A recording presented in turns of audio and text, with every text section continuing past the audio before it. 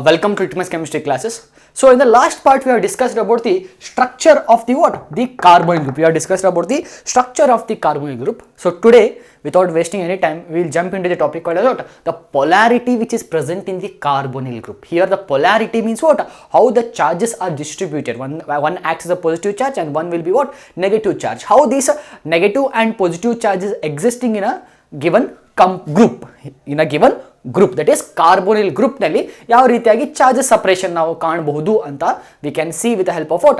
With the study of polarity in the carbonyl group. So the first thing is, as we all know, this is the structure of the what? The carbonyl group, in which both oxygen and carbon are present in sp2 hybridized state. sp2 hybridized state, there are about 3 sigma bonds and 1 pi bond is there, and in the last part we have discussed about the structure of the carbonyl group. So those students who have not watched that video, the link is in the description. Go and watch it once, so you'll understand that how this sigma bond is forming, how this pi bond is forming, where these lone pairs of electrons are present. All you will get to know. Okay, so here if you try to see the structure of the carbonyl group, see here a pi bond is there and a sigma bond is there between the carbon and the oxygen. Howda? See here, oxygen is what? Oxygen is it's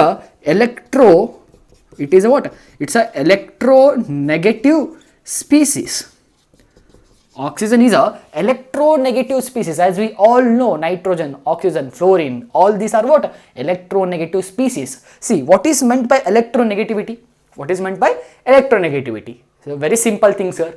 That means the electronegativity means it is nothing but a tendency to attract the what? Electron towards itself, or a tendency to pull the electron towards itself. See, here the students must be very clear that here the electrons are not accepted. Here.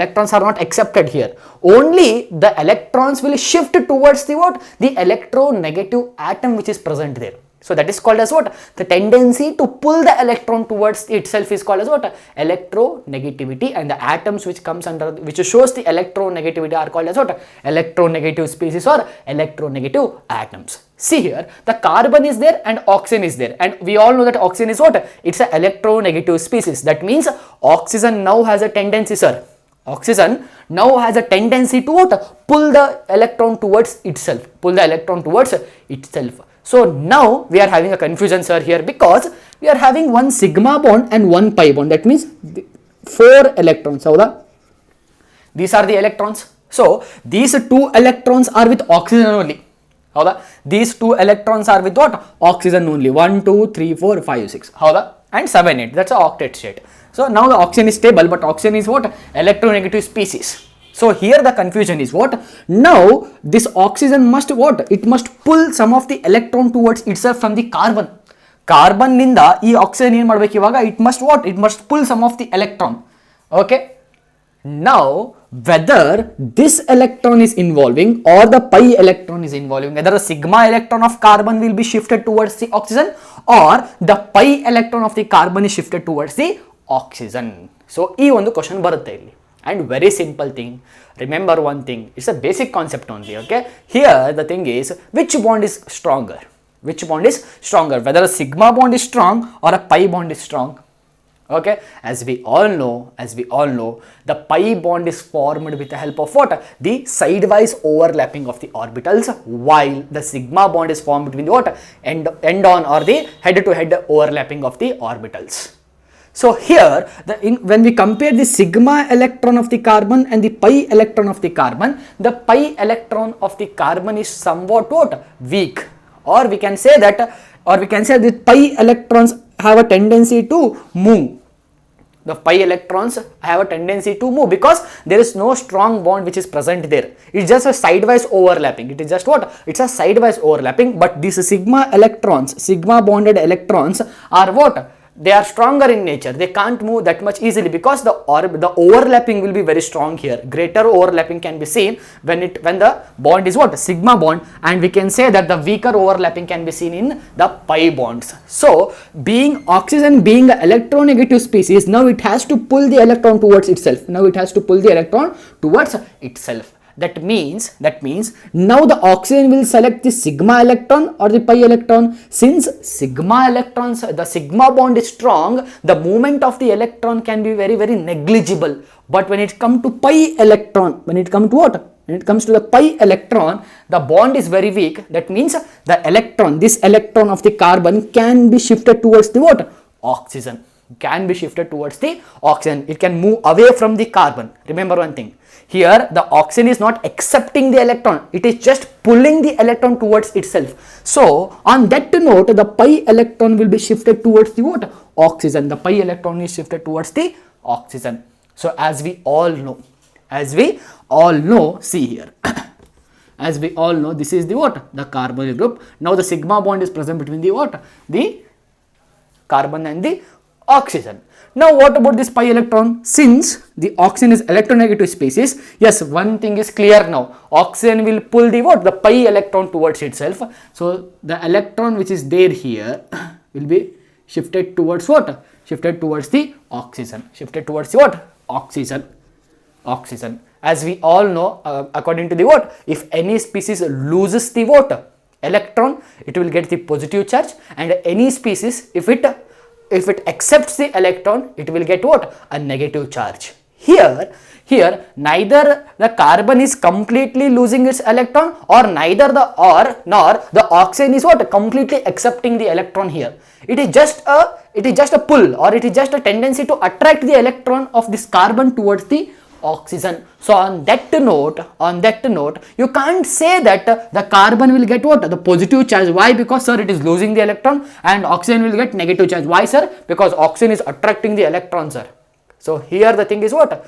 Here the case is the electron of the carbon is just moving away from the carbon. So when it moves away from the carbon will get what? Partial positive charge, not the complete positive charge. Okay, and the oxygen which is there here, it will get what? Partial negative charge, not the complete what? Negative charge. So this is the polarity we can see where? In the carbonyl group.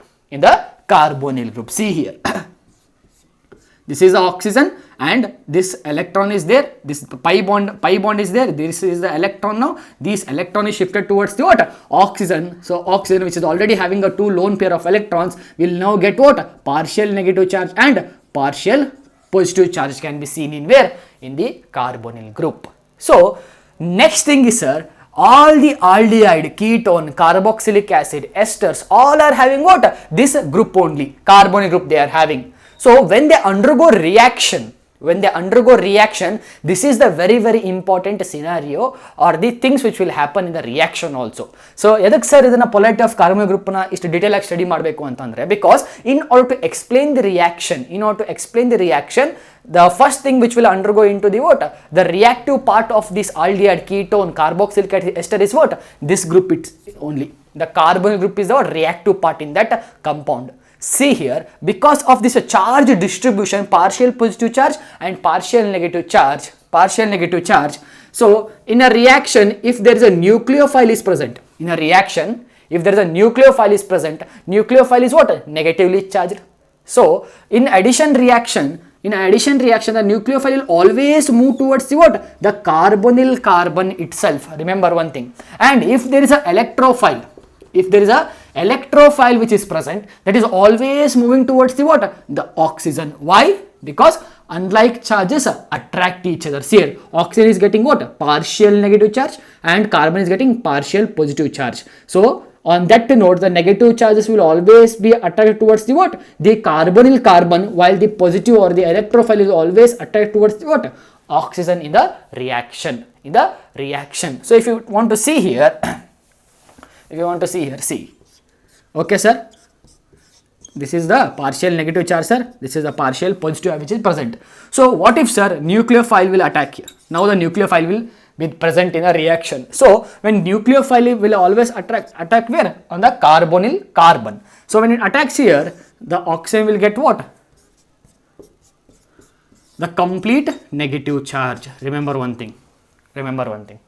Okay, so this is what takes place, and if there is any electrophile which is present, will be attracted towards what? Oxygen. So this is how the reactions, the carbonyl compounds are involved in a reaction, and they are involved in a reaction just because of the polarity which is present in the carbonyl group. Here the very important conclusions are very simple thing. Here the conclusions are the carbonyl group, if you consider, carries partial positive charge and partial negative charge on carbon and oxygen respectively. And here another conclusion is what? Always carbonyl carbon, always the carbonyl carbon, always carbonyl carbon where the nucleophile is attacked. Always the carbonyl carbon is where the nucleophile is attacked. In the same way, always the carbonyl oxygen, where electrophile is attacked. See here, these are the what? Conclusions of the polarity based which is present in the carbonyl group. Understood? So let us see the remaining things in the next part.